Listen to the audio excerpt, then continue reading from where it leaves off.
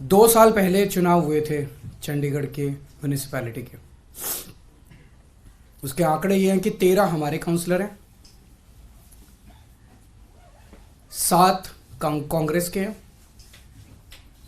15 इनके हैं और एक अकाली दल का है जो इनके साथ है, तो 16 इनके हैं। 13 हमारे, 7 कांग्रेस के और 16 इनके, टोटल 36 हैं।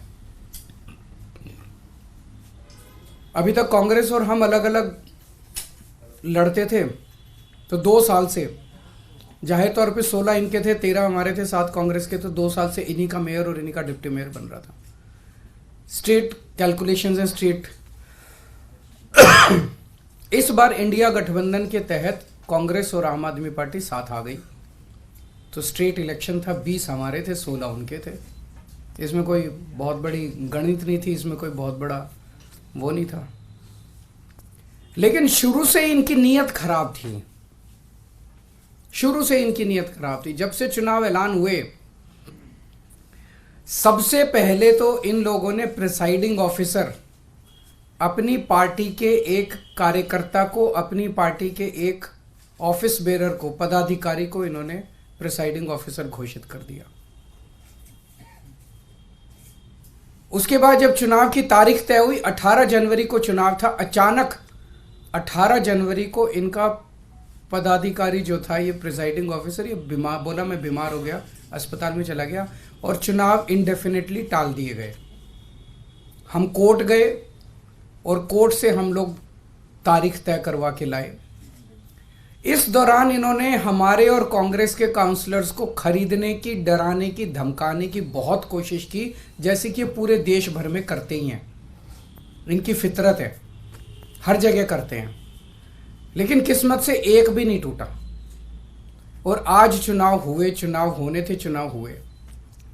कोर्ट के डायरेक्शंस के बावजूद इन लोगों ने जो बदमाशी की,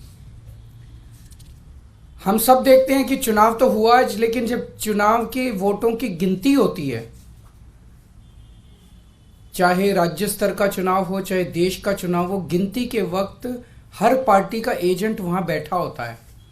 ट्रांसपेरेंट तरीके से गिनती होती है, सबके सामने वोटों को ऐड वो किया जाता है, वोट मशीन खोली जाती है, मशीन का नंबर बताया जाता है, दिखाया जाता है। उसके बाद वोट जब उसको टोटल किया जाता है, मशीन का दिखाया जाता है भाई किस पार्टी को कितने वोट मिले, सब कुछ दिखाया जाता है।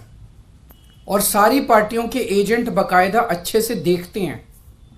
यहाँ भी प्रोसीजर ये था, कानून में ये था कि हर पार्टी का एजेंट वहाँ बैठेगा और पार्टी का एजेंट को, जैसे दिल्ली में भी एमसीडी के चुनाव हुए, एमसीडी के मेयर का चुनाव हुआ, वो भी बैलेट पेपर से होता है, तो वो सारे एजेंट बैठते हैं, एक एक वोट बाकायदा सभी एजेंट्स को दिखाए जाते हैं।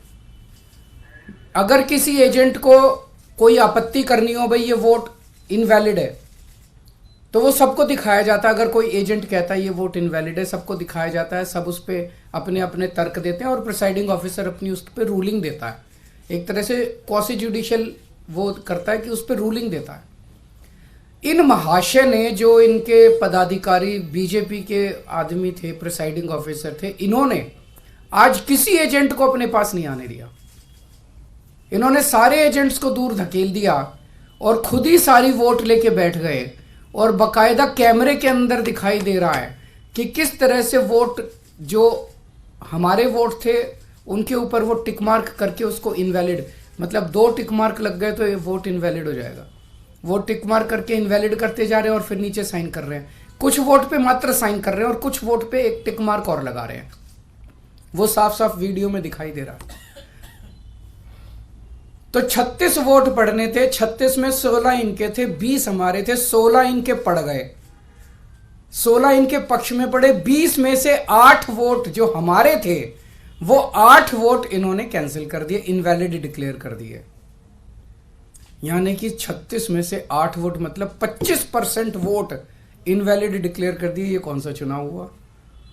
पिछले साल जब चुनाव हुए थे तो हमारा 1 वोट इनवैलिड डिक्लेयर हुआ था। तो ऐसा तो नहीं कि हमारे वालों को वोट डालना नहीं आता, वोट तो डालना आता है। पिछली बार भी डाला था, इस बार भी डाला है।